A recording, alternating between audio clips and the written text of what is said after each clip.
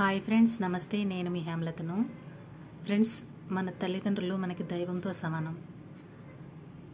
అటువంటి పెద్దలకు, మన తల్లిదండ్రులకు కన్నవారైనా పెంచినవారైనా వాళ్ళ మర్యాద ఎప్పుడూ తగ్గకుండా ఉండాలి అంటే మనం ఎదుటివారితో నడుచుకునే విధానం గొప్పగా ఉండాలి.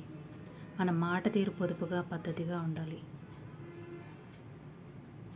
ఎవరైనా మన ఇంటికి వచ్చినా, మనం ఎవరింటికైనా వెళ్ళినా, మనకన్నా కొంచెం పెద్దవారైనా కూడా వారి ముందు కూర్చోవటం,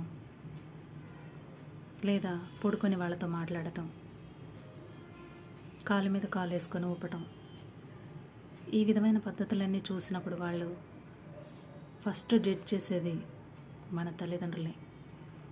ఏం పెంచారు వీళ్ళని, పెద్దవాళ్ళంటే రెస్పెక్టే లేదు.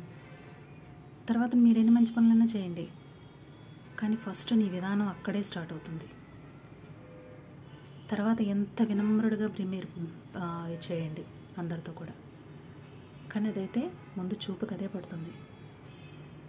అదేవిధంగా మన సంస్కారం కూడా తెలియదన్నమాట. మనం ఎంత మంచిగా ఎంత పద్ధతిగా ఉన్నా మన సంస్కారం అవతల వాళ్ళకి అర్థం కాదు కూడా. వాళ్ళని మనం చిన్నపుచ్చినట్టే. ఒక చిన్న విషయమే ఇది, ఓకేనా ఫ్రెండ్స్? మన మర్యాదను కాపాడదాం, మన పెద్దవాళ్ళ మర్యాదని కాపాడదాం, మన దేశ మర్యాదనే కాపాడదాం. ఈ చిన్న విషయంలో దేశం ఎందుకమ్మా అంటారా? మనం భారతదేశంలో పుట్టాం. భారత సంస్కృతికి విలువనిద్దాం. మన భారత సంస్కృతిలో ముఖ్యమైన పాయింట్ ఏంటి? పెద్దలకు గౌరవించాలి, తల్లిదండ్రులను పూజించాలి, గురువులను గౌరవించాలి. ఇవే కదా. మన ప్లెజ్లో కూడా అదే ఉంది. అంటే మన ప్రార్థనలో కూడా,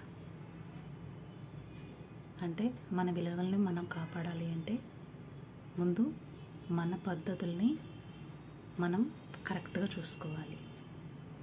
ఓకేనా ఫ్రెండ్స్? బాయ్, నమస్తే, థ్యాంక్ యూ.